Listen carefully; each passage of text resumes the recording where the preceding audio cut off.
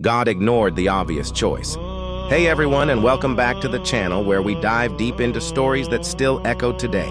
Today, we're talking about a moment that changed everything for a young shepherd boy. A moment that reminds us that God often sees things very differently than we do.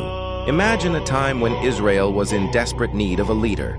King Saul had lost his way. He was more interested in his own glory than God's will. So God decided it was time for a change.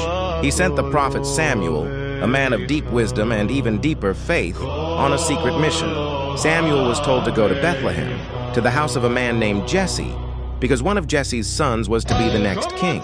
Samuel was probably thinking, who's the guy? The tallest, the strongest, the one who looks most like a king? That's how we often pick our leaders, right? We look for the impressive resume, the commanding presence, the person who just looks the part. So, Samuel arrives at Jesse's house, and Jesse brings out his sons one by one. First up, Eliab. Eliab was tall, handsome, and looked every bit the warrior king. Samuel thought, surely this is him. But then, a quiet whisper, a divine nudge came to Samuel. Do not look on his appearance or on the height of his stature, because I have rejected him. For the Lord sees not as man sees. Man looks on the outward appearance, but the Lord looks on the heart. Wow. Let that sink in for a moment. God wasn't interested in the superficial. He wasn't swayed by what looked good on the outside. Jesse then brought out Abinadab.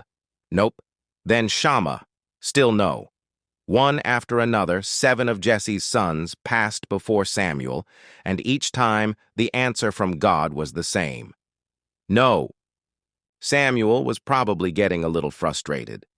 Jesse, he asked, are all your sons here? Jesse, perhaps a bit puzzled himself, replied, there remains yet the youngest, but behold, he is keeping the sheep.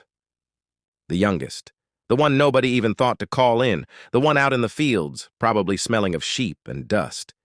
His name was David. Samuel insisted, send and get him, for we will not sit down till he comes here. So they sent for David, and when he arrived, the Bible describes him as ruddy, with beautiful eyes and handsome. But it wasn't just his outward appearance that caught God's eye. It was his heart. And the Lord said to Samuel, arise, anoint him, for this is he. Samuel took the horn of oil and anointed David in the midst of his brothers.